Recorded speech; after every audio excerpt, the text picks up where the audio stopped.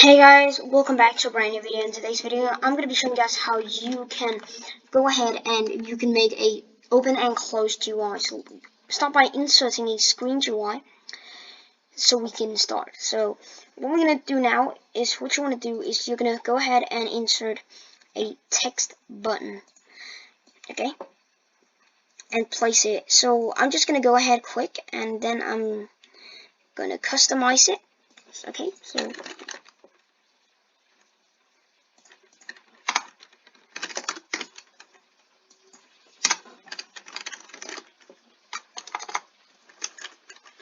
open.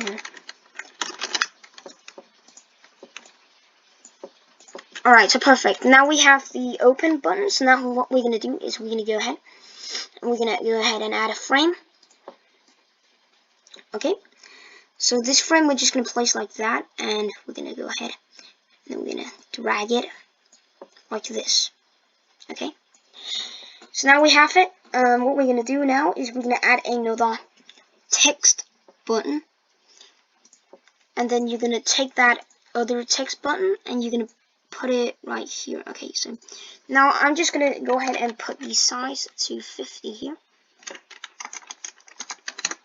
So now it is totally squared, and then we're going to go ahead and you can customize it however you want. Okay, so I'm just going to go ahead and put the color a little bit darker, and then we need a close symbol, so like that. Perfect. Okay, so now we have it, and what we're going to do is first, we're going to have the close button. We want that one to work first. Okay, so we're going to type in that one, open and frame, and we're going to rename this one to GUI frame, actually. So right here, so this is what we are going to do. When you click that one, we want this one to be visible. So we're going to do the GUI frame, and that one shouldn't be visible, and the close button shouldn't be visible as well. So what we're going to do is first, we're going to add a local script, and we're going to make it so script dot parent, okay, and then we're going to do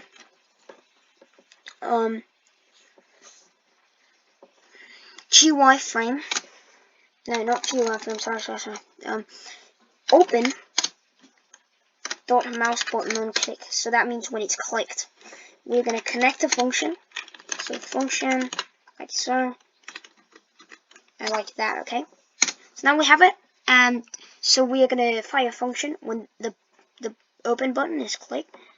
So what we're going to do is do script dot parent dot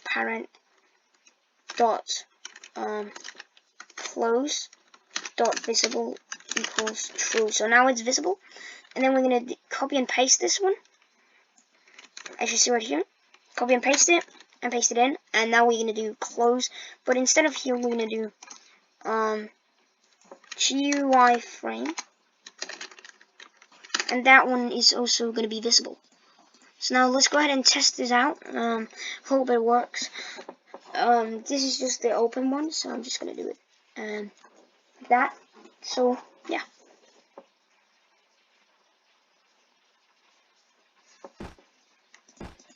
Alright, so it works, but it kind of looks like this. So let me go ahead and try to fix that. Put the toolbox so it's more accurate. Alright, this is kind of weird, but you can always do it your way. Alright, so that is it. So there we have it. Now what we're gonna do is we have the close button, and what we're gonna do here is we're gonna have a close button. So I think we're gonna add another local script here. I'm gonna do script dot parent script dot parent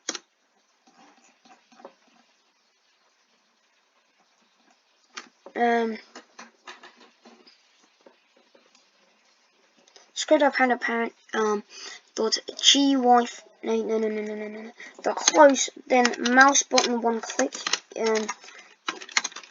connect, and then we're gonna do function Alright, and then we're gonna do like that, and now it's again here. So now we just want to set them invisible again. So script dot parent dot